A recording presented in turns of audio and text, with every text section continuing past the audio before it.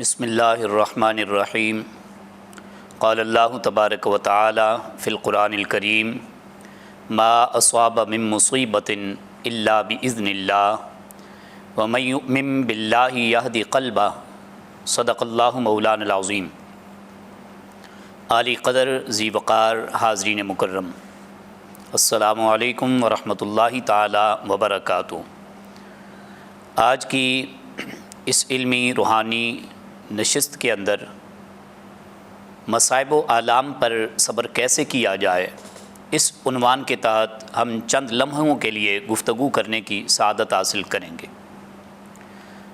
دیکھیں کہ آج عربوں کی اسلامی دنیا کے اندر کوئی طبقہ مسلمان طبقات میں سے ایسا نہیں ہے کہ جس کو کسی آلام سے، کسی مصائب سے واسطہ نہ پڑ رہا ہو۔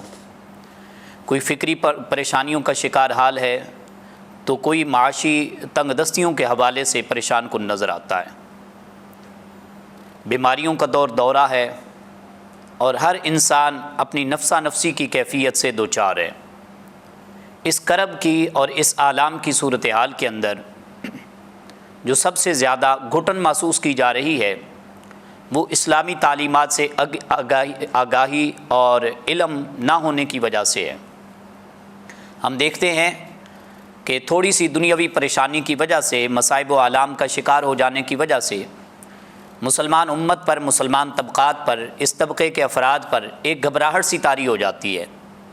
حالانکہ یہ المناک صورتحال، یہ مصائب، یہ کرم اور یہ وبا یہ پہلے بھی امتوں پر آتے رہے ہیں اور تسلسل کے ساتھ انبیاء کرام علیہم الصلاۃ والتسلیم ہستیاں جو کائنات عالم کی کل انسانیت کی تخلیقات میں سے سب سے زیادہ معتبر اور صاحب مرتبہ ہستیاں ہیں، وہ بھی اسی کیفیت سے دوچار ہوئے۔ اللہ تبارک و تعالیٰ نے محبوب مقدس صلی اللہ علیہ وسلم، ہمارے نبی آخر الزمان صلی اللہ علیہ وسلم کو بھی اس کیفیت سے گزارا۔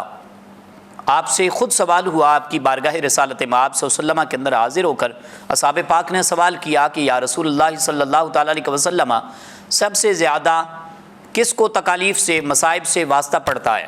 تو نبی پاک صلی اللہ علیہ وسلم نے بڑا ایک سادہ سا جواب دیا، فرمایا کہ وہ بندہ سب سے زیادہ مصائب و آلام کا شکار ہوتا ہے کہ جس کا مرتبہ، جس کا مقام سب سے زیادہ بلند و بالا خالق کائنات کی نظر میں ہوتا ہے۔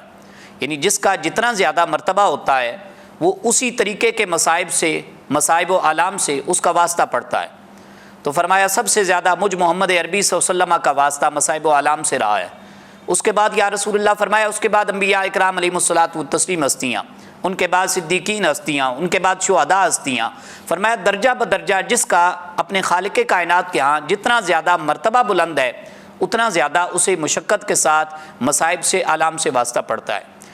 جب ہم سیاستہ کی حدیث طیبات کا مطالعہ کرتے ہیں تو یہ بات روز روشن کی طرح واضح نظر آتی ہے۔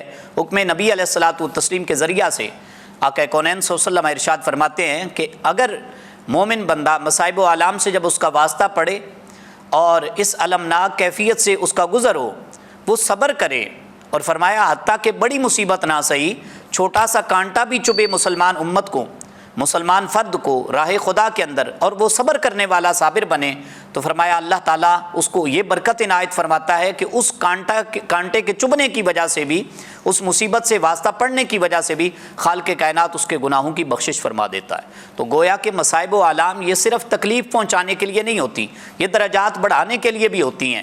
ان کے واسطے کے ذریعے سے، ان کے رستے سے گزر کے بندہ مومنین کے گناہ معاف ہوتے ہیں۔ اس لیے کسی نے کہا نا کہ نہ گھبرا کثرت غم سے حصول کامیابی کے لیے، نہ گھبرا کثرت غم سے حصول کامیابی کے لیے کہ شاخ گل پہ گل آنے سے پہلے خار آتے ہیں۔ آپ دیکھیں حضرت سیدنا ایوب علیہ الصلاۃ والتسلیم کی زندگی کا آپ تصور کیجئے، حضرت جناب آدم علیہ الصلاۃ والتسلیم کی زندگی کا تصور کیجئے، جناب یعقوب علیہ السلام، جناب یوسف علیہ الصلاۃ والتسلیم کو کس کرب کے حالات سے نہیں گزرنا پڑا۔ آپ دیکھیں حضرت زبیر بن عوام رضی اللہ تعالیٰ عنہ بڑی صاحب مرتبہ ہستی ہیں، ان کو ان کے چچا نے جب انہوں نے اسلام قبول کیا تو بستر کے اندر لپیٹ کر، سگے چچا جان نے خونی رشتہ دار ہونے کے باوجود بستر میں لپیٹ کر ان کو ناک کے رستے کے ذریعے سے دونیاں دی اور ان کو کہا کہ تم اس لا الہ الا اللہ کے جذبے سے دستبردار ہو جاؤ۔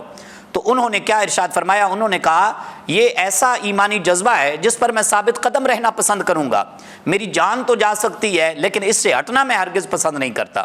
تو دوستو صاحبو، خلاصہ کلام یہ ہے کہ آج طرح طرح کے مصائب و آلام ایک تو ہماری بدعمالی کی وجہ سے ہے، یہ مکافات عمل کا سلسلہ ہے جس کی وجہ سے بے روزگاری ہے اور روزگار کے اندر برکتوں کا سلسلہ وہ نہیں رہا۔ اس کی ایک کیفیت اور کڑی یہ ہے کہ ہم دین اسلام سے بیزار ہو گئے، ہم نے اسلامی راہو رستے کو اپنانا چھوڑ دیا ہے۔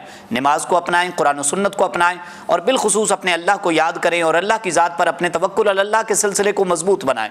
دوسرا یہ ہے کہ جب کبھی اس طرح کے سلسلے سے وابستگی ہو جائے، سامنا کرنا پڑے، تو مصائب و آلام کے دور میں بھی اس کو رہ خدا کے اندر اپنے مرتبے کا ذریعہ سمجھ کے، گناہوں کی مغفرت کا ذریعہ سمجھ کے صبر و شکر کو اپنانے کی کوشش کیجیے۔ اللہ تعالی ہم سب کا حامی و ناصر ہو۔ وآخر دعوایا ان الحمد للہ رب العالمین۔